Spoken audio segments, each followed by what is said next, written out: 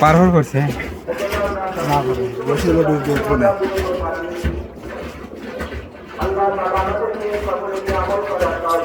কোন লাগে না আলহামদুলিল্লাহ আমাদের শরীর সম্পর্কে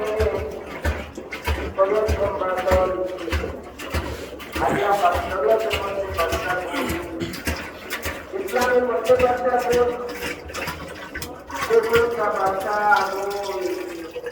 এক নম্বর হল কালেমা তৈরি করা, দুই নম্বর হল সালাত আদায় করা, তিন নম্বর হল হজ করা, রোজা রাখা, তিন নম্বর হল 4 নম্বর হল হজ করা, 5 নম্বর হল যাকাত আদায় করা।